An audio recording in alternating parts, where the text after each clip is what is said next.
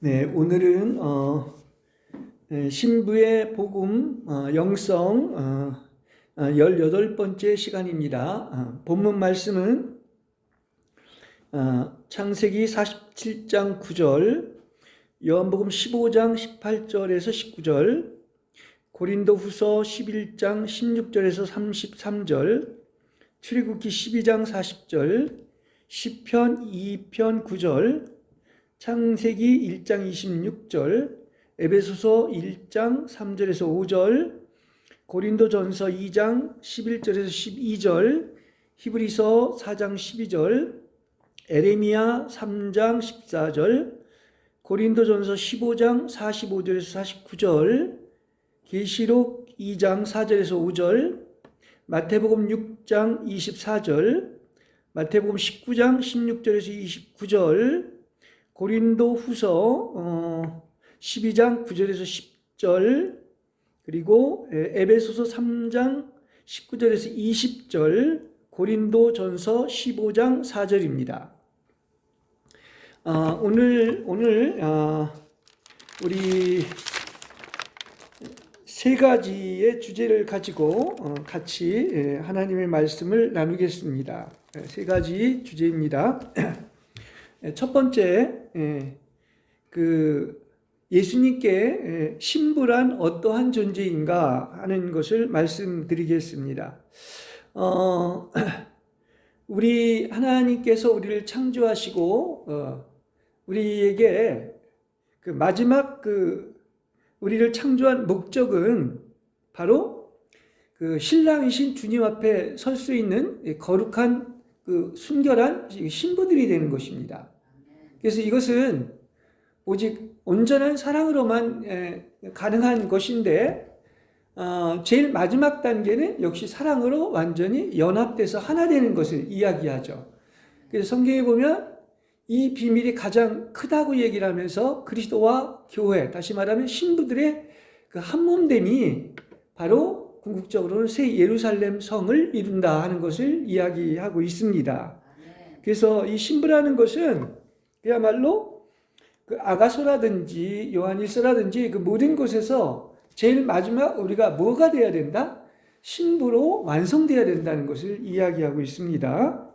자, 우리 야곱을 보면 이제 파라오를 축복하면서 이렇게 얘기를 합니다. 내 나그네 길의 횟수가 130년 나그네 길의 횟수입니다. 내가 살아온 길의 세월이 험악한 세월을 보냈다고 이렇게 말을 하고 있습니다. 야곱이 이제 그야말로 보석 같은 그런 이스라엘로 바뀌기까지 이 130년의 일생을 해고하면서 나는 참 굳은 인생, 험난한 인생을 보냈다 이렇게 이야기를 하고 있는데, 마찬가지입니다. 이 신부가 되기까지에는 보석으로 완성되어야 되죠. 그러려고 한다면 반드시 하나님의 다루심이 있고 이 고통의 시련을 겪고 험한 인생을 살아간다 이야기를 할 수 있습니다. 우리가 볼 때는 그렇지만 사실은 그것은 완성하는 새로운 창조물을 만들기 위한 것이기 때문에 우린 이것을 기쁨으로 받아들여야 할 것입니다. 세상에는 사실 신부들을 이렇게 숨겨뒀다 하는 말이 많이 있습니다. 우리 지금 장근 동산이라든지 이거 뭐죠? 덮은우물이나 봉안샘이 다 이게 다 감추어져 있는 신부들을 얘기하고 있는 거 아니겠습니까? 그래서 주가 사랑하는 자에게는 징계가 따릅니다. 예. 히브리서 12장에 이야기하는 것처럼 사랑하는 자이기 때문에 징계하는 것이죠. 그래서 겉으로 볼 때는 험한 굳은 인생을 산 그런 곤비한 얼굴로 이 각자 처해 있는 형편과 환경 때문에 주를 향해서 날마다 부르짖고 있는 자들입니다. 예. 그리고 이들은 세상이 가장 핍박하고 싫어를 합니다. 왜냐? 마귀가 가장 싫어하는 게 누구죠? 바로 신부들인 것입니다. 예. 그래서 이걸 최고로 방해를 하는 거예요. 그래서 그런 면에서 본다면 이 징계와 이 세상의 핍박과 배척이 없다면 참된 신부가 될 수 없는 거예요. 왜냐? 그냥 세상하고 같이 그냥 어울려 간다면 그렇게 배척과 징계가 것이 없지요. 마귀가 싫어하지를 않으니까. 요한복음 15장 18절 19절에서는 분명히 이렇게 얘기를 하고 있습니다. 세상이 너희를 미워하면 먼저 나를 미워한 줄 알라. 그러니까 너희가 세상에 속하였으면 세상이 자기의 것을 사랑할 것이나 너희는 세상에 속한 자가 아니요 도리어 내가 세상에서 택하였기 때문에 세상이 너를 미워하느니라. 이제 이게 바로 신부의 어떤 여정인 것입니다. 세상에서 막 환영받고 세상에서 이미 명성을 다 얻었다면 그건 좀 문제가 있는 거예요. 당연히 정말 순결한 신부가 될수록 세상이나 마귀는 공격하고 싫어한다는 것이 오늘 본문의 말씀이지요. 네. 그래서 주님의 신부들에게는 그냥 일반 이 믿는 이들보다 더 많은 고난이 따르고 아픔이 온다는 거예요. 이것도 이 성경에서 그 믿음장을 얘기하면서 그걸 반복해서 이야기를 하고 있습니다. 왜냐하면 걷는 길이 다르고 세속을 따르기보다는 이 좁은 길인 주님만을 따르고 사랑하기 때문인 것이죠. 이 신부의 길이라고 하는 것은 아까 그런 얘기를 했죠. 세상에 전혀 속하지 않았다. 그런데 우리 일반적인 그리스도인들을 보면 얼마나 이게 예수를 믿지만 세속적입니까? 세상, 발은 완전히 한 발은 세상에 담그고 사는데 이건 뭔가 근본적으로 문제가 있는 거예요. 이 넓은 길을 가기 때문에 이런 것입니다. 완전히 세상에서 분리가 돼야 된다. 이렇게 이야기를 할 수가 있는 것입니다. 그렇죠? 예. 그래서 모든 그 하나님의 신부들인 이 큰 그릇들은 그 성경의 그 히브리서 11장의 믿음장 아닙니까? 그리고 우리가 구약 창세기부터 계시록까지의 그 어떤 말씀의 사역자나 그 신부들을 이렇게 보면은 그야말로 어떻습니까? 이런 영적인 어떤 투쟁 가운데서 이렇게 생겨난 것이지 그냥 저절로 된 것이 아니라는 것을 알 수가 있는 것입니다. 그렇죠? 예. 그래서 하나님의 종이 만일에 이 생에서 잘 나가고 명성을 얻는다면 이건 넓은 길을 가는 자예요. 그러니까 지금의 우리 인간들이 생각하는 관점에서의 어떤 성공의 개념하고는 완전히 다릅니다. 그걸 알아야 돼요. 그러니까 지금 어떤 사람들이 많이 이렇게 모이고 그걸 따라가고 그리고 그것이 마치 하나님의 축복인 양 생각하지만 점점 더 성경을 바르게 알면 알수록 그것은 이미 세상과 섞여 있는 거예요. 바벨론이라고 해도 과언이 아닌 것입니다. 그렇다고 한다면 세속의 기준으로 본다면 여러분 다윗의 일생을 읽어보셨습니까? 바울을 우리가 이렇게 이해하십니까? 그렇다고 한다면 그들은 완전히 망조 들고 세상에서 버린 자라고까지 얘기할 수가 있습니다. 다시 한번 성경을 보시기 바랍니다. 그건 왜 그러냐? 너무나 하나님이 사랑하시기 때문에 그리고 하나님이 기이 쓰는 종들이기 때문에 어떻습니까? 온전해져야 돼요. 그래서 그렇게 훈련을 하신 것입니다. 징계를 하는 거죠. 예. 그래서 그게 사랑의 증거인 것을 알 수가 있습니다. 분명히 신앙인의 길에 있어서 누가 이긴 자냐? 바로 이 신부들이 이긴 자라는 것을 이야기하고 있는데 이들은 모두 세상을 이긴 자들입니다. 그렇죠? 예. 세상에 살지만 이 세상에 속해 있지 않은 거예요. 우리가 이 기독교라고 하는 것은 지금의 얘기하는 그 값싼 은혜나 이 넓은 길이 아니라 얼마나 온전하고 또 나아가서 이 세상 사람이 아니다. 세상에 속해 있지 않다는 걸 알아야 돼요. 그러니까 말세의 특징은 바로 뭐냐? 예수를 많이들 믿고 있지만은 완전히 세상에 빠져 있는 거예요. 시집가고 하고 팔고 먹고 집을 짓는데 이게 노아의 시대와 똑같다는 것입니다. 근데 이게 누구에 대한 경고냐? 믿는 이에 대한 경고인 거예요. 노아의 시대처럼 말세도 이와 똑같다. 완전히 세속적인 것을 이야기하고 있죠. 그런 대표적인 것들이 바로 뭐냐고 하면은 사람 중심, 또 하나는 물질 중심, 이런 것들을 이야기하고 있죠. 지금 기독교가 1960년대 이후로부터 완전히 이렇게 변질됐다는 것을 우리는 볼 수가 있습니다. 그래서 신부들은 아주 희귀하며 주님의 눈은 성경을 보면 주님의 눈이 어디에 포커스를 맞추고 있느냐면 바로 이 신부들에게 머물러 있다는 거예요. 그래서 아가서를 읽어보면 내 사랑하는 신부야, 뭐 고베라야, 여러 가지를 얘기를 하면서 다른 데 관심은 전혀 없는 것 같아요. 마치 그 신부 하나만 있는 것처럼 그냥 그 주 예수 그리스도도 온 힘을 우리만이 아니라 그분도 모든 것을 다해서 그 신부를 사랑하는 이런 내용인 것을 알 수가 있습니다.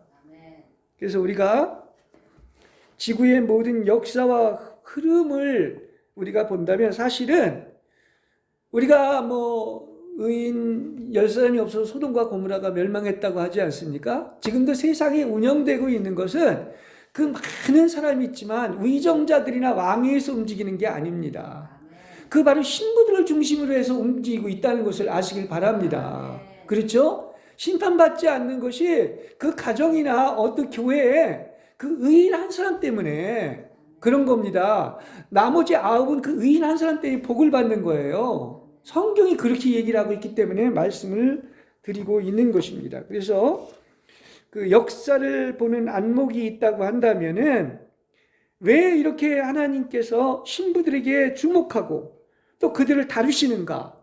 그래서 성경에 나오는 그 신부들의 일생을 보면 순환과 수고와 환난과 실패와 할 수 없음을 허락하는데 그게 바로 이제 그 40년, 뭐 400년 이렇게 얘기하는 것처럼 바로 하나님의 참된 사람들을 다루는 하나님의 과정인 거예요.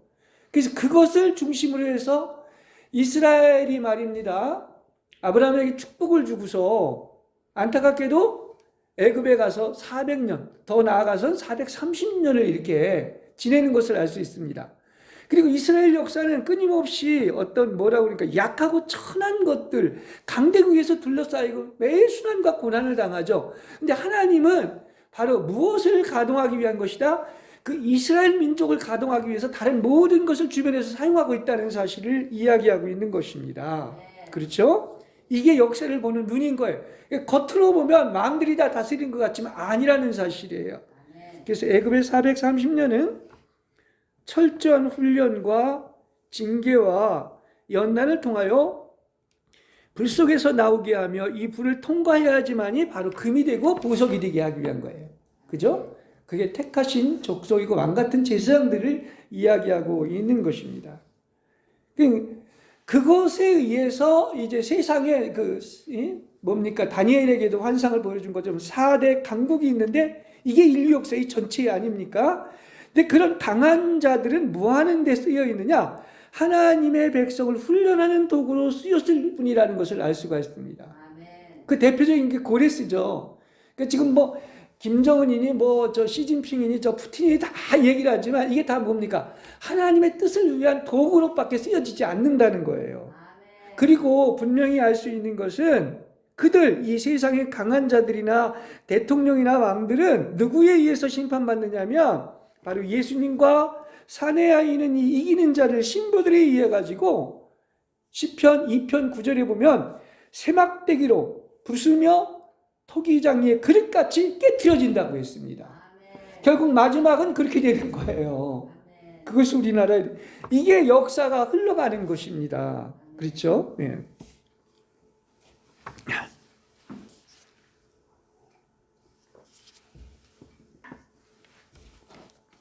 그리고 이건 제 얘기가 아닙니다. 성경을 제대로 본다면 이걸 흔히 볼 수가 있는 거예요. 네. 신부들은 예수님의 포도원에 심겨져 있는 이 극상품의 열매들입니다. 네. 이들은 영의 세계를 출입하는 법을 알고 어떤 기도가 예수님의 마음을 움직이고 기뻐하게 하시는가를 잘 알고 있습니다. 그리고 이 땅과 인간들에 대한 예수님의 그 심정을 잘 알고 이해하며 함께 탄식하며 주님께 기도하는 마음의 합한 자들을 이야기하고 있는 것이죠. 그러니까 얼마나 우리 믿는 자들을 하나님이 귀하게 여기고 있는가. 그리고 모든 우주가 바로 이런 신부들을 중심으로 운행되고 있다는 사실이에요. 예. 뭐 성경에 나오지만 에녹, 노아, 아브라함, 모세, 다윗, 엘리야, 베드로, 요한, 야고보, 바울 다 이 주님의 신부들을 얘기하는 겁니다. 그래서 주님은 수많은 세월을 두고 이 신부들의 숫자가 차기만을 기다리고 있습니다. 그러니까 신부들의 숫자가 차면 하나님의 경륜과 목적이 이루어지기 때문에 그래서 오시는 거예요. 예, 그렇죠? 그래서 하나님이 창조한 모든 것은 예수님의 원대한 꿈과 계획 안에서 창조되어 있기 때문에 다시 한번 강조하지만 모든 우주가 어떻게 운행되고 있다? 이 신부들을 중심으로 운행되며 반드시 하나님의 경륜과 목적이 이루어진다는 사실을 아시길 바랍니다. 예.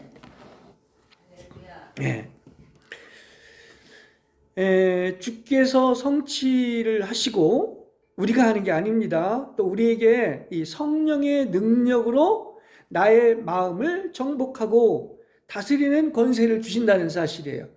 그러니까 내가 나의 마음을 다스리면 항상 잘못된 길로 갑니다. 성령의 능력으로 나의 마음을, 영이 나의 마음을 다스리기 때문에 제 길을 가는 거예요. 그것도 알아야 될 것입니다. 그렇다면 끊임없이 마귀는 공격하고 이렇게 침투하는 세상에 눈에 보이는 것들이 있는데 우리의 마음을 항상 다스릴 줄 안다면 영이 흔들릴 이유가 없는 거죠. 그럼 왜 자꾸 마귀가 공격할 때 흔들리냐고 하면 내 마음을 내가 다스리질 못해서 그래요. 내가 다스리면 실패합니다. 성령이, 영이 마음을 다스리고 몸을 다스릴 때 승리하는 거예요. 그렇지 않습니까? 그래서 우리는 이렇게 끊임없는 영적 전투에서 이긴 자가 되는 것인데 그들이 바로 신부들을 얘기하고 있는 거예요. 예. 그래서 주님은 나의 마음을 아시고 근심의 그늘까지도 늘 사랑하십니다. 왜냐? 그 모든 것이 합력해 선을 이루기 때문에 그런 것이지요. 예. 그래서 우리는 이제는 모든 대화가 그냥 영의 감동으로 한다면은 언제나 하나님과 교통할 수가 있는 것이죠. 예. 우리 영은 주님의 사랑과 그 사랑의 가치를 알고 있고 하나님의 임재 속에서 동행하고 있는 것입니다. 그러니까 잠시라도 우리는 언제나 주님의 신부들이고 그리스도 안에 있으면서 어떻습니까? 주님과 대화하고 하나님의 임재 속에서 사는 것이 그리스도인이란 말입니다. 예. 그러니까 이것같이 귀한 것이 없습니다. 왜냐? 주와 합한 자는 한 영이라고 그러지 않았습니까? 이 말은 우리의 심장, 우리의 영이 그 심장이 아닙니까? 그렇죠. 그리고 거기에 주님이 계신데 바로 영의 감동인 사람의 호흡이 바로 또한 예수님의 호흡인 거예요. 이게 주의 영과 나의 영이 연합됐다는 의미인 것이죠. 성령의 호흡은 나의 호흡이고 나의 호흡은 나의 영의 호흡은 성령의 호흡이란 말입니다. 예. 그래서 우리는 주님을 성령을 통해서만 주 예수 그리스도를 알고 만날 수 있는 거예요. 왜 이걸 자꾸 강조하느냐고 하면 많은 사람이 그리스도에 관해서 이야기를 하지만은 성령이 알려주셔야 하나님을 아는 겁니다. 절대로 머리로 알 수가 없어요. 그러니까 혼에서 나오는 것은 하나님을 아는 게 아닙니다. 단지 이해하고 있는 것이죠. 왜냐? 우리의 영이 하나님의 성령과 접촉할 때 하나님이 알려지는 것이란 말입니다. 그러니까 영을 모르면 아무리 많은 책을 써내고 훌륭한 말을 한다 할지라도 하나님을 아는 게 아니란 말이에요. 성경이 그러잖아요. 뭘로만 안다? 오직 성령의 계시로만 안다. 이걸 반복해서 이야기하고 있습니다. 그래서 우리는 산소가 없으면 살 수 없듯이 성령이 없으면 나의 영은 살아나지 않는 거예요. 그렇죠? 예.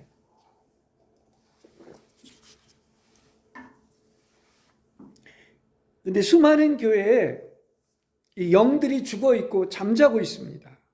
그리고 영은 죽어 있는데 혼은 살아가지고 내가 예수를 잘 믿고 있다고 착각하고 있는 거예요. 영으로 하나님의 영을 접촉하고 만나는 것이 그때야만이 비로소 하나님을 접촉하는 것인데 머리인 혼에서 하나님을 이해하고 하나님을 안다고 하는 거예요. 근데 이거를 하여튼 뭐 수백 번을 이야기하지만 모르는 사람은 모르고 아는 사람은 아는 이유가 어디에 있느냐? 그건 제가 하는 게 아니에요. 성령이 알려주실 때만 아는 겁니다. 성령의 계시로. 그렇죠? 그래서 이렇게 영과 혼을 분별하지 못하면 뭐예요? 그 말은 혼의 영역에서 영이 죽거나 잠자고 있는 거예요. 그러니까 영은 죽어 있거나 잠자고 있는 것 중에 하나인 것입니다. 하나님의 말씀은 살아있어 영과 혼을 가른다고 했는데 영이 뭐고 혼이 무엇인지를 알아야 돼요. 이게 그래서 이렇게 중요한 것입니다. 그래서 어떻게 아느냐? 지혜와 계시의 영인 성령이 알려주신다고 성경은 계속해서 이야기하고 있는 것입니다. 예. 그래서 교회 안에는 자기 스스로 깨어있다고 착각하며 사는 그게 바로 졸고 있는 영이 대다수라는 거예요. 자, 머리는 좋아요. 살아있어요. 그런데 영이 졸고 있거나 죽어 있는 거예요. 이게 문제라는 거예요. 이게 영을 모르면 영이 그냥 죽어 있거나 졸고 있는 거예요. 그래서 졸고 있는 자들은, 다른 말로 하면 잠자고 있는 자들인데, 하나님의 나팔 소리를 들을 수가 없어요. 자, 항상 기도하고 깨어있어라 반복해서 얘기한 것은 뭐냐? 이건 영이 깨어있다는 얘기입니다. 그렇습니다. 영이 잠자는 것은 이것은 어떤 것입니까? 이거는 죽어있다는 그런 얘기인 것이죠. 그래서 우리가 기의 할례를 받은 자만이 휴거의 나팔 소리를 들을 수 있다고 하는 것은 반복해서 3번씩이나 깨어있어 기도하라고 하는 것은 뭐가 깨어있어야 된다? 여러분의 영이 깨어있기를 바랍니다. 영이 졸면은 안 돼요. 졸다가 신랑이 왔잖아요. 그제서야 정신 차려가지고 여분의 기름을 준비하려고 이미 때는 늦지 않았습니까? 그게 영이 졸고 있는 거야. 그렇지 않습니까? 그래서 이렇게 영이 졸라서는 안 돼요. 천사장의 나팔 소리를 들을 수 있는 귀를 가진 사람은 이 성읍의 1명이요 족속의 2명이라고 했는데 이게 이제 바로 하늘 보좌로 휴거될 14만 4천 명이고 대환난전 공중의 휴거들 이기는 자들을 이야기하고 있는 것입니다. 네. 휴거는 분명히 대환난 전에 3번의 휴거가 있고요. 대환난 후에 1번의 휴거가 있는 것을 알 수가 있는데 이 대환난 전에 휴거되려면은 이 천사장의 나팔 소리를 듣고 있어야 돼요. 그러려면 딱 한 가지 깨어있어 기도하라는 말은 뭐라? 영이 잠자면 안 되고 졸면 안 되고 깨어있어야 된다는 그 말인 것입니다. 그들만이 휴거된다는 얘기예요.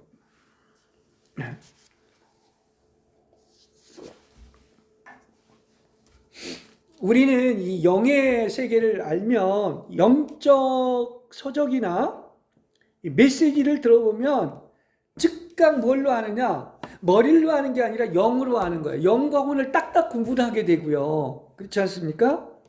그래서 저것이 하나님이 영의 감동으로 주신 말씀인지 그야말로 말씀만으로 그리스도만으로를 얘기하는 것인지 영이요 생명의 말씀인지를 알 수 있는 거예요. 그죠? 영이요 생명이신 그 말씀만이 사람을 살려내죠. 그게 에스겔 골짜기에서 마리뼈들이 일어난 것과 똑같은 이치를 이야기하고 있는 것입니다. 자, 우리가 이제 어떤 모임을 가지 않습니까? 근데 거기에서 자기의 이론이나 교리나 지식이나 생각이나 이 혼인 자아가 나오면은 정말 은혜를 못 받아요. 그리고 오히려 아주 사망의 느낌을 만지고서 오는 것을 볼 수가 있습니다. 그러니까 예수의 이름으로 모였어도 영이 흐르지 않으면 사망을 만지고 오는 거야.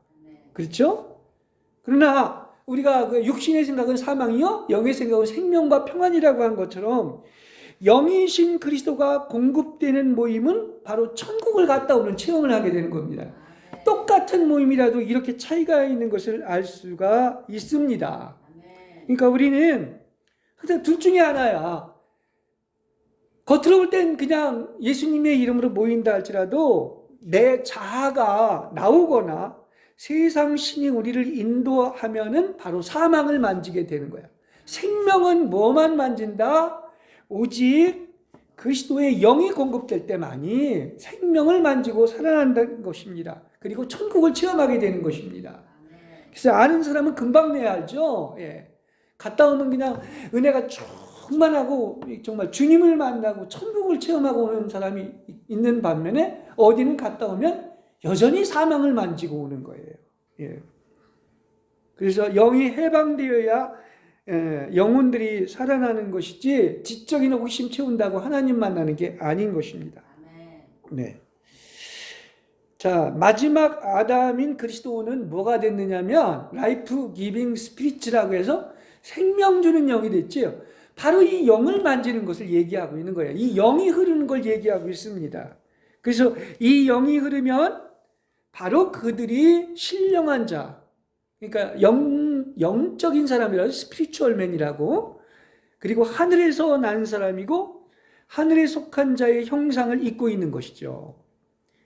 그러니 이렇게 나의 심장에서 황금빛으로 흐르는 이렇게 이 주님과의 첫사랑을 회복한 자들은 절대로 이 사랑을 잊으려고 하지 않을 겁니다. 한번 그것을 맛본 사람들은.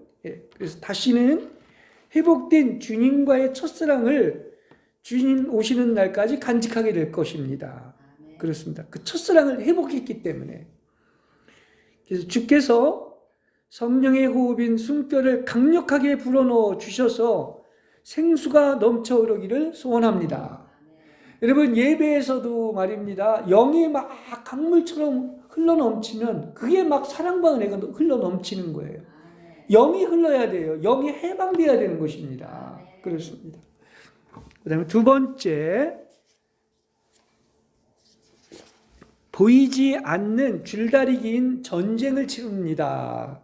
이렇게 제목을 잡았습니다. 자, 보이지 않는, 우리는 신앙생활은 이게 그 영적 전쟁이지요. 하나님의 성령이냐 아니면 다른 신을 따르느냐, 이 둘 중에 하나인 것이죠. 그래서 보이지 않는 줄다리 긴 전쟁에서 그 가장 강한 힘을 발휘하는 대표적인 것이 바로 뭐냐고 하면 이게 바로 만무니즘, 그 돈입니다. 돈하고의 전쟁이에요.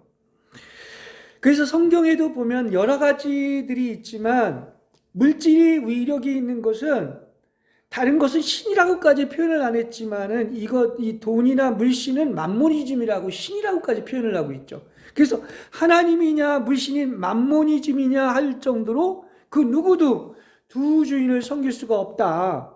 이쪽을 미워하고 저쪽을 사랑하거나 혹은 이쪽을 받들고 저쪽을 멸시해야 된다. 그 둘이 같이 갈 수가 없다는 얘기죠. 그러니까 여러분은 하나님과 만몬을 함께 섬길 수 있어요, 없어요? 마태복음 6장 24절에 보면 절대로 없다고 그랬어. 둘 중에 하나야. 둘 중에 하나. 이렇게 얘기하고 있습니다. 근데 우리는 사실 가장 연약한 부분 중에 하나가 바로 이 부분이 아닙니까? 아마 돈에 초월한 사람 그렇게 쉽지 않을 거려. 그렇습니다. 다른 거는 다 몰라도 돈이 자꾸 마음을 점유하고 비중이 커지는 것은 사실은 이게 마귀가 속삭이고 보내는 이 줄다리 긴 전쟁을 하는 것이다, 이 얘기를 할 수 있습니다. 그렇지 않습니까? 돈과 하나님이 있어요. 근데 같이 섬길 수 없다고 그랬습니다. 근데 하나님보다 돈을 더 사랑하느냐 아니면 하나님만을 사랑하느냐, 이것을 얘기하기 때문에 우리 속에서 계속 줄다리 긴 전쟁이 벌어지는 거예요. 한번 우리 속을 들여다보시기 바랍니다. 과연 내가 하나님을 돈보다도 사랑합니까? 아니면 돈을 하나님보다도 사랑합니까? 이거 쉽게 대답하지 못할 거려. 그렇습니다. 그러니까 이것이 바로 아직도 우리가 처리받아야 할 것이 있다는 표시입니다. 제가 이게 영성서적을 많이 읽으면서 제일 마지막 사람들이 루터라든지 워치만 여러 사람이 얘기하는 제일 마지막 얘기가 뭐냐면 돈 얘기예요. 주머니가 회개해야 된다. 심지어는 그 부자 청년의 얘기를 하면서 모든 것을 팔아서 가난한 사람에게 나눠줘야 된다. 이런 어떤 훈련이 필요하다고까지 이야기를 하고 있습니다. 그러니까 우리가 제일 마지막으로 처리받아야 할 것 중에 하나가 바로 뭐냐? 돈을 풀어 나누어주고 예수님을 따라야 한다는 것입니다. 아마 이런 설교하면 굉장히 싫을 수가 있죠. 뭡니까 도대체? 그렇게 얘기할 수가 있는데, 그 루터는 그런 얘기를 했어요. 돈 주머니가 회개하지 않으면 천국에 못 간다. 그러니까 근데 보십시오. 성경을 우리가 읽어보면 이게 모든 걸 다 나누어주고 또 돈주머니가 회개해야 천국 간다고 이야기를 하는데 그럼 어떻게 이게 가능합니까? 근데 성경은 가능하다고 그랬죠. 그렇죠? 예. 어떻게 가능합니까? 사람은 할 수 없지만 하나님은 할 수 있다. 이렇게 얘기하고 있습니다. 그 대표적인 것이 누가복음에 보면요. 이 부자 청년의 얘기가 나오지 않습니까? 근데 부자 청년은 그걸 못하고서 이걸 팔아서 가난한 사람이 다 논아주고 나를 따르라고 하니까 슬피 울며 슬픈 기색으로 떠났다고 그랬습니다. 근데 그걸 다 팔아서 그러라는 의미보다는 너는 돈보다 나를 더 사랑해서 나를 선택하라는 이런 의미가 있는 거예요. 근데 성공한 케이스가 있습니다. 그게 누군지 아십니까? 그게 세리장 삭개오예요. 그는 어떻습니까? 자기가 모든 것을 팔아서 절반을 주고 토색한 것이 있다면 4배로 갚는다고 이렇게 얘기했죠. 이러한 은혜를 누가 주셨느냐? 하나님이 주신 거예요. 그러니까 아주 대조적으로 두 사람이 나오는 것을 볼 수가 있는 것입니다. 부자 청년에게 있는 것을 다 팔아 가난한 사람들에게 나누어 주고 나를 따르라고 한 것은 그가 너 계명 다 지켰냐 했더니 계명 다 지켰대요. 근데 주님은 다 중심을 보시는 분 아닙니까? 그 마음의 중심을 보시고 가장 큰 그 청년의 걸림돌이 재물을 사랑하는 마음 때문에 결국은 하나님을 선택하지 못한 거야. 재물을 설사 안 했을지라도 하나님을 선택했으면은 아마 방법이 있었을 거예요. 근데 재물을 너무나 사랑하는 것 때문에 어떻습니까? 하나님을 선택하지 않고 어떻습니까? 슬피 울며 떠났다고 얘기를 하고 있지 않습니까? 그래서 우리는 이 돈보다 주님을 더 사랑한다고 말을 할 수 있을지는 모르지만은 그것이 아니에요. 그 중심이 어디 있느냐를 주님께서 가르쳐 주시기 때문에 주님께서 뭐라고 그러느냐? 무소유의 마음을 갖기를 원합니다. 그리고 나면 나중에 물질도 하나님께서 책임져 주시는 거예요. 그리고 왜 무소유의 마음을 가져야 되냐? 네 거 하나도 없다. 다 팔아서 놀아주는 게 그런 의미거든요. 그러면 무슨 얘기냐고 하면 둘을 함께 할 수 없기 때문에 돈을 버려야만이 주님이 전부가 되기 때문인 거예요. 주님을 선택하기 때문인 것입니다. 그렇죠? 그래서 완덕에 이르는 것은 주님 이해의 것은 다 없어지고 주님이 전부가 된 것으로서 마음속에 주님 외에 다른 공간을 허락해서는 안 된다는 것입니다. 그리고 그 다음엔 모든 것을 하나님께 맡기고 그 다음에 하나님께서 먹을 것과 일용할 양식을 책임져 주시는 거예요. 이걸 얘기합니다. 이제 솔직히 뭐 저 자신의 얘기이기도 하지만 생활을 위해 음식을 하나 먹을 때도 가격을 먼저 보고서 가장 싼 것을 시켜 먹습니다. 근데 이게 어떤 면에서는 이게 돈의 노예가 된 거예요. 여러분, 돈의 노예가 되지 마시고 돈을 다스리시길 바랍니다. 예. 더욱이 이제 그 사랑하는 가족과 자녀를 볼 때마다 이 남들보다 못해주는 것으로 막 눈물이 날 때가 있는데 이것도 다 버려야 돼요. 그렇습니다. 인간적인 연민이지 절대 하나님이 기뻐하실 일이 아니라는 사실입니다. 성경은 그러잖아요. 무엇을 먹을까, 마실까, 입을까 걱정하지 말라. 근데 어디 그렇습니까? 그렇죠. 그런데 끈질기게 우리는 그것을 또 다 잊은 줄 알면은 또 이게 또 줄다리기가 또 시작이 된단 말이에요. 예. 이것이 바로 제가 그래서 제목을 마귀와의 끊임없는 줄다리기라고 표현한 거예요. 예. 또 다시 끊어내고 또 어떻습니까? 말씀을 따라야 되겠죠. 예. 믿어야 되겠죠. 이게 어떻게 보면 이게 끊임없는 훈련이에요. 철이 바를 때까지. 그리고 하나님 그런 훈련을 또 시켜요. 사랑하는 자에게. 분명하게 말한다면 이런 일이 있을 때마다 원수의 영에게 속고 사느라고 얼마나 힘든 것입니까? 그렇습니다. 그래서 힘든 거예요. 예. 심지어는 돈 때문에 지옥을 맛보는 거야. 사람이 이렇게 살면서 그 물질에 약한 사람들이 특히 돈 때문에 얼마나 많은 문제들이 생기고 다 돈 때문에 이게 지옥을 맛보는 겁니다. 그래서 예수님은 이 속고 살고 있는 신부들에게 다시 찾아오십니다. 지금까지 떠밀려서 걸어갔었던 그 넓은 길에는 주가 없었고 멸망으로 인도되기 때문에 마귀가 기뻐서 날뛰며 기다리고 있는 거예요. 그 가장 핵심에 있는 게 바로 돈 문제예요. 그렇습니다. 그걸 가지고 공격을 하고 기뻐하는 것입니다. 그래서 돈이나 물질을 예수님보다 더 사랑하는 자에게 결국 가야만 되는 마지막 장소는 지옥인 유황불못이기 때문에, 예? 그렇죠?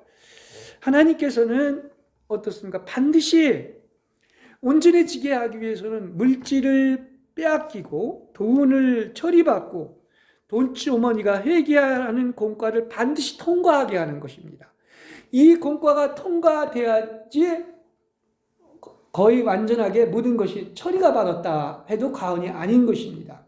그러니까 신부들은 반드시 이 과정을 통과하게 하는 거예요. 이거 통과시키지 않았다면 지금 신부의 훈련을 받고 있는 것이 아니라는 사실입니다. 그래서 부자였던 자가 예수를 따르면 왜 가난해지는 줄 아십니까? 아마 이런 설교를 좋아할 사람 없을지 모르지만 물질을 처리받아야 하나님만을 따르게 되고 욥의 경우처럼 모든 재물과 자녀를 잃고 재산을 잃고 심지어는 자신의 몸까지도 침을 당한 이후에 갑절의 축복을 받은 것이 이와 같은 이유인 것입니다.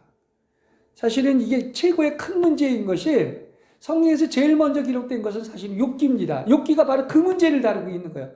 그 어떤 인생의 고난과 돈의 문제를 다루고 있다는 말입니다. 예.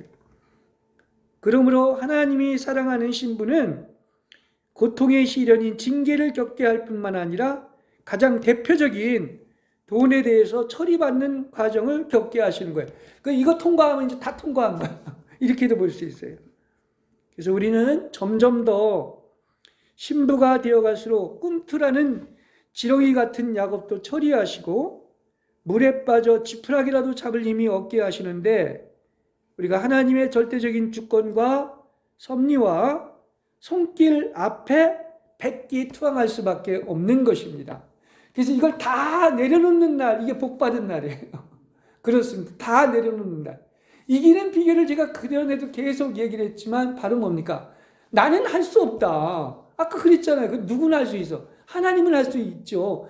그러니까 나는 할 수 없기 때문에 지푸라기도 잡을 힘이 있어서는 안 된단 말입니다.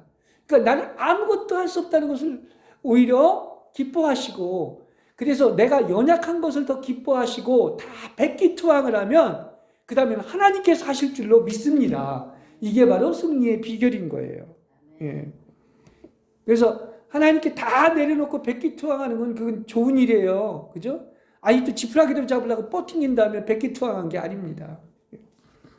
그야말로 겉사람인 자아와 육체는 무력감을 느끼게 되는데 이건 옛사람이 죽어야 되기 때문에 그런 것입니다. 그래서 이것은 연약할수록 이 속에 담겨있는 보배이신 그리스도로 말미암아 뭐라고 그럽니까? 나의 은혜가 너에게 충만하다. 왜냐하면 나의 능력은 약할 때 온전하게 나타나기 때문이다. 이렇게 얘기하고 있습니다. 그래서 바울이 그러지 않습니까? 나는 약한 것과 모욕과 궁핍과 박해와 공경을 기뻐한다. 왜 기뻐하느냐? 그때가 가장 강할 때다. 그리스도의 능력이 나타날 때다. 약할 때. 그렇게 얘기하고 있습니다. 근데 이런 것들이 말입니다. 성경에 나와 있는 게 욥 얘기나 다윗 얘기나 바울 얘기나 다 이게 우리한테 신부의 과정을 통과한다면 성경의 그런 내용들은 나한테 실제가 돼야 돼요. 실제가. 나의 얘기인 것입니다. 그렇죠? 그래서 이렇게 예수님이 부자가 천국에 들어가는 것보다 낙타가 바늘기 구멍을 통과하는 것이 더 쉽다고 이렇게 말을 하고 있죠. 그러니까 제자들이 깜짝 놀라서 그러면 누가 구원을 얻을 수 있겠습니까? 물을 때 항상 하는 말씀이 사람은 불가능하지만 하나님은 모든 것이 가능하다. 그러니까 이것이 우리에게 실제로 체험이 되어야 된다는 얘기인 것이죠. 그렇죠? 그래서 하나님이 하시면 우리는 물질을 초월할 수 있고 돈을 사랑하지 않을 줄로 믿습니다. 여러분, 어차피 통과할 거라면 정면 돌파해서 통과하는 것이 가장 좋습니다. 그 개도 먹지 않는 거, 그 정말 가치 있고 탁월한 것을 안다고 한다면은 너무 거기 비중 두지 마시기 바랍니다. 그렇죠? 그 우습게 알면 또 우스울 수 있는 거예요. 그렇지 않습니까? 그걸 누가 그런 마음을 하나님이 주시는 것이죠. 예. 그리고 왕국에서의 보상이 바로 뭐냐? 그렇게 그렇게 어떤 것입니까? 그 모든 것을 다 처리받았을 때, 다 내려놨을 때, 버렸을 때 왕이 되어 보상을 100배나 받고 또 영원한 생명을 상속받게 된다는 이야기죠. 예. 우리 사람들에게는 이 가나안 족속이 있다고 그랬죠? 그 중에 하나가 이 돈을 사랑하는 이 가나안 족속의 짐승 같은 성품이 있는데, 이게 이제 그 줄다리기의 영적 전쟁을 거치면서 어차피 쫓겨내야 되잖아요. 이게 영적 전쟁이 그래서 하는 거예요. 그렇죠? 예. 그래서 전쟁은 누구한테 속해 있다? 여호와께 속해 있습니다. 하나님께서 나의 혼에서 그 족속들을 쫓겨내고 계시며 하나님의 능력을 힘입어서 반드시 다 쫓아낼 것입니다. 그러니까 우리는 대장 예수가 계시기 때문에 어떻습니까? 그것을 다 쫓겨내고 결국은 이긴 자가 되어 예수님의 신부답게 살아갈 것입니다. 그렇죠? 그리고 예수님은 시간의 제한을 받지 않기 때문에 우리의 그 완성된 모습을 이미 바라보고 계신 거예요. 그렇습니다. 그리고 우리는 분명히 날마다 변화하는 중에 있습니다. 이게 사이클이 있는데요. 그때도 오히려 근심까지도 하나님께서는 신부의 그것을 이렇게 사랑하신다고 얘기하고 있는 것처럼 그때도 주님이 함께 하시는 거예요. 그러니까 그런 어떤 부침이 있다는 것도 아시길 바랍니다. 올라갔다 내려갔다 하는 것이. 그렇죠. 그리고 우리는 완덕을 향해서 날마다 지금 변화해 가고 있는 것입니다. 점점 더 돈의 가치랑 멀어지고 세상과 별세할수록 점점 더 우리는 주님께 가까이 가고 있는 것입니다.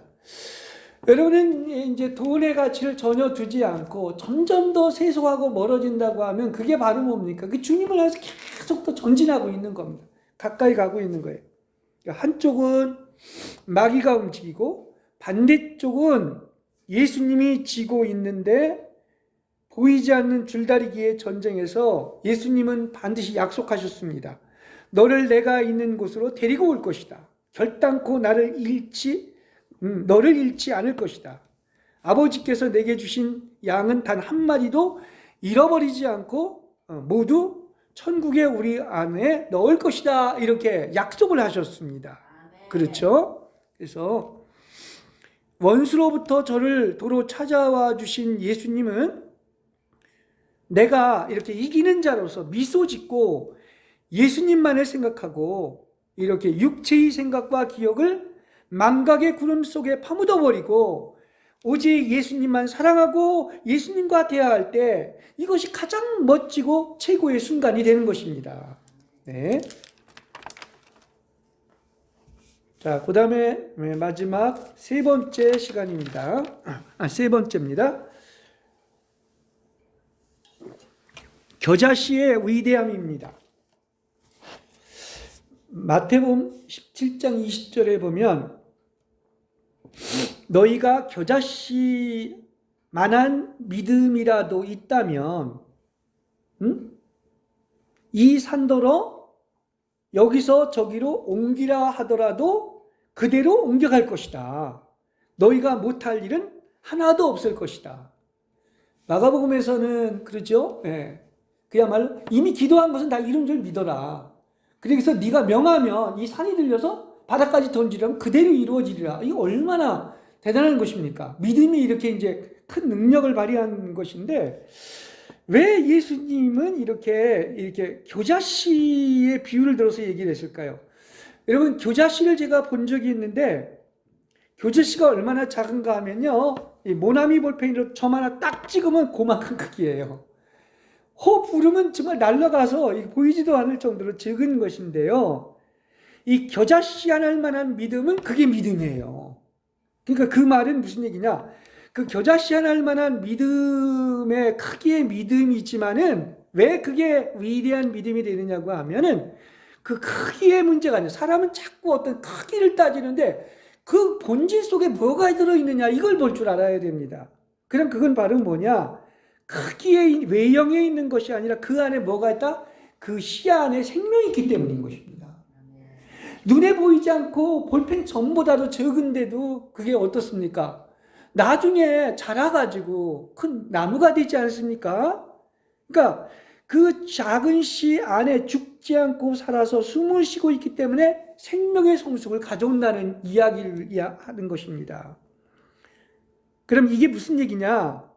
우리 그 하나의 미랄이 땅에 떨어져 죽으면 많은 열매를 맺는다고 한 것처럼 이 겨자씨도 자신이 썩어야 할 때 썩을 줄 아는 순종의 지혜가 그 안에 들어있기 때문이라는 거예요. 다시 말하면 죽어야 할 때 죽어야 많은 열매를 맺어요.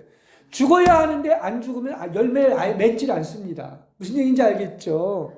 네, 그게 십자가인데, 그러니까 죽어야 할 때 죽어야 되는데 그냥 뻗팅기고 지푸라기라도 잡으려고 하고 20년, 30년 신앙생활해도 안 죽잖아요. 자아가 안 죽잖아요.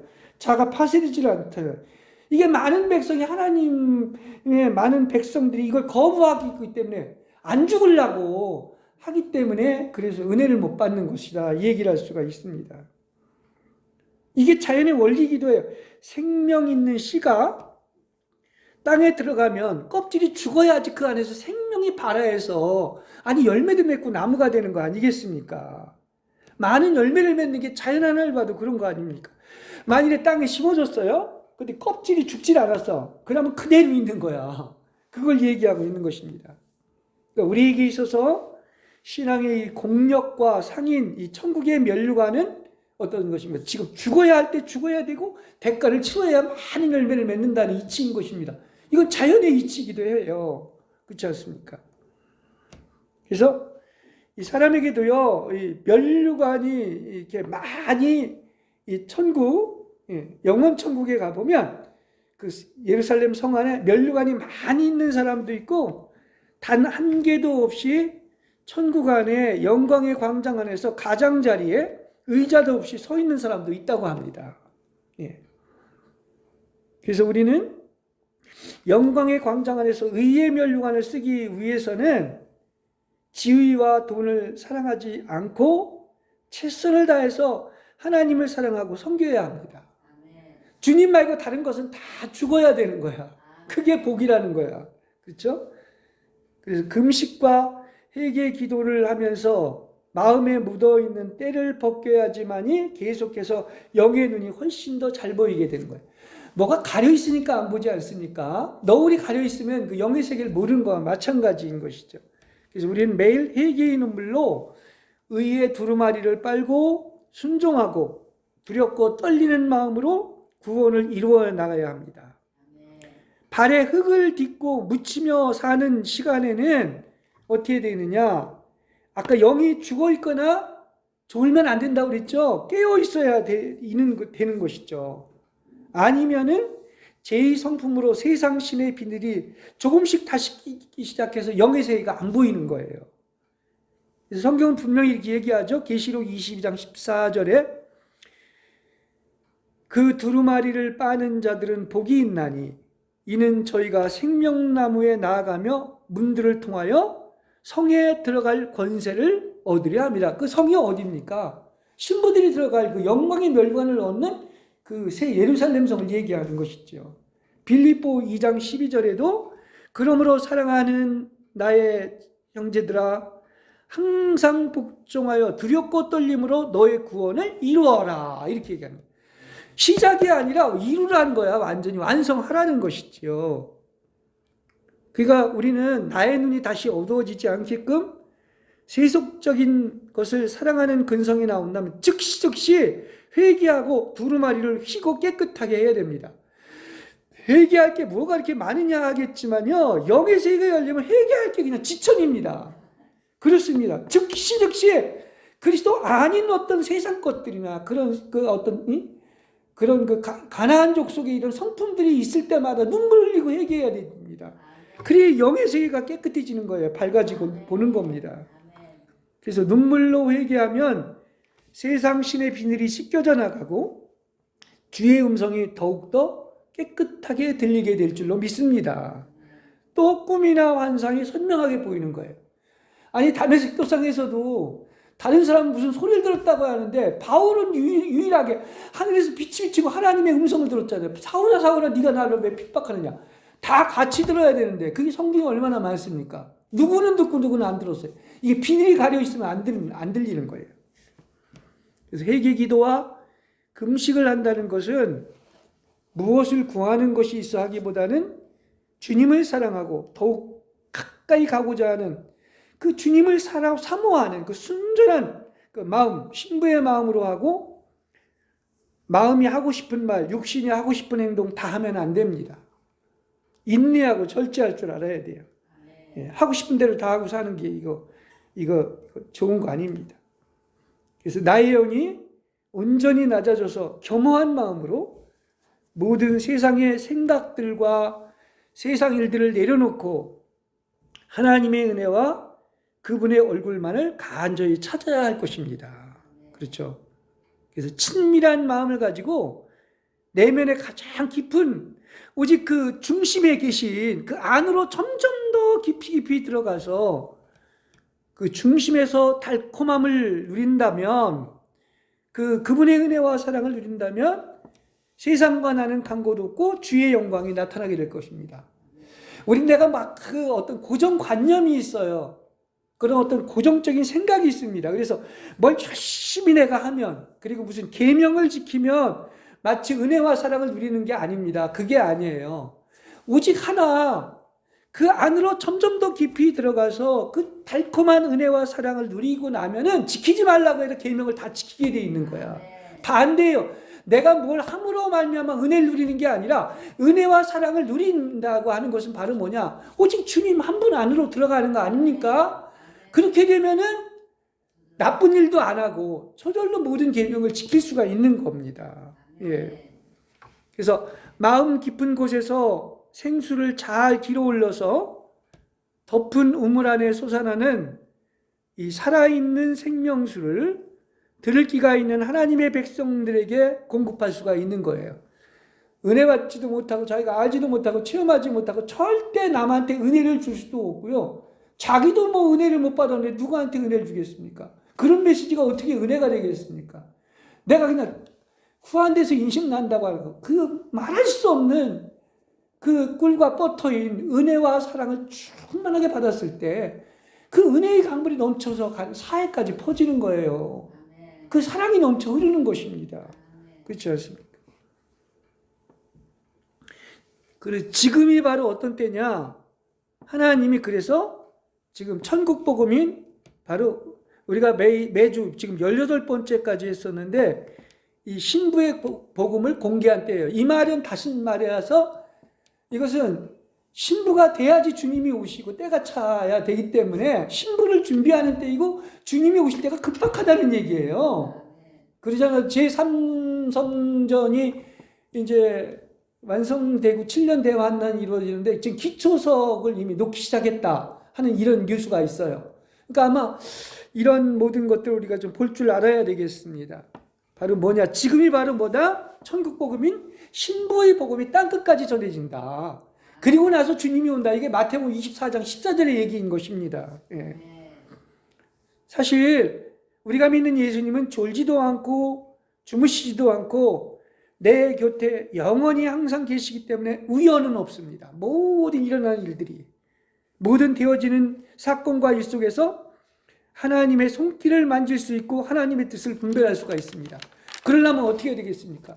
진실로 여러분은 회개의 눈물을 흘리고 깨끗해져야 영의 눈이 맑아져서 이 하나님의 뜻을 분별하고 하나님의 손길을 만질 수 있다는 겁니다. 뭔가 가려 있으면 안 보여요. 그렇지 않습니까? 왜 우리는 내 마음대로 안 되는 일이 많을까요? 신부가 되면 될수록 내 마음대로 되는 게 하나도 없습니다. 그걸 알아야 돼요. 또 내 마음대로 내 뜻대로 된다고 하면 그건 아직 신부의 길을 접근을 못한 거예요. 예. 예를 들어 봅시다. 최소한 이 사흘을 기다린다는 게 무슨 얘기냐? 이 3번이라는 건 성경에서 완전수잖아요. 그죠? 예. 그래서 사흘을 기다린다는 것은 왜 이 얘기를 했느냐고 하면 그 십자가에서 죽고 죽음에서 사흘을 기다려야지만이 3일 만에 부활이 이루어지는 것이죠. 그렇죠? 그걸 얘기하는 겁니다. 그러니까 이 기간은 그야말로 믿음과 인내심을 시험해 보는 것이며 그렇지 않습니까? 그게 바로 예수님께서 우리가 사도신조에서도 매일 얘기하는 것, 무덤 속에서 3일이 지나고 나야 부활이 오는 거지 3일 십자가와 3일을 거치지 않으면 부활이 오지 않는다는 이야기인 것을 이야기하고 있습니다. 즉 3일을 완전수로서 하나님의 때가 되어야지만이 응답하시고 열어주신다는 거예요. 다 하나님의 주권입니다. 때가 되는 것도 그렇고요. 그걸 우리는 알아야 될 것입니다. 그렇죠? 그리고 어떤 일이나 사건에는 반드시 거기에는 하나님이 주시고자 하는 말씀이 있는 겁니다. 여러분, 하나님이 새로운 계시를 주거나 하나님의 말씀을 주시고자 할 때 뭐가 있느냐고 하면요, 그냥 오는 게 아니에요. 여러분, 그냥 공짜로 오는 것이 아니라 여러분에게 원치 않든 어떤 시련이 온다면 그것을 아주 호기입니다. 아, 하나님 또 다른 새로운 계시를 주시기 위한 것이구나 하는 것을 아시기 바랍니다. 우연이 없어요, 우리 믿는 자에게. 그러니까 새로운 계시를 주시기 위해서는 반드시 앞에 뭐가 있다? 아까 3일의 음부가 있었고 십자가가 있었던 것처럼 시련이 오면 또 다른 계시가 주어진다는 사실을 아시길 바랍니다. 그렇죠? 우리는 절대 혼자가 아니고요. 세상 끝날까지 함께 하십니다. 그리고 나의 몸에 머리카락 숫자와 세포 몇 개까지도 다 세어서 알고 계시는 예수님이십니다. 성경이 그렇게 얘기하지 않습니까? 그래서 우리 안에서 운행하는 능력에 따라 구하거나 생각하는 모든 것보다 더욱더 넘치도록 해주시는 주님이라는 것을 믿으시기 바랍니다. 그래서 성령님의 운행하심에 언제나 안테나를 완전히 맞추고 하나님의 모든 충만에 이르도록 여러분이 충만하게 되기를 주님의 이름으로 간절히 축복합니다.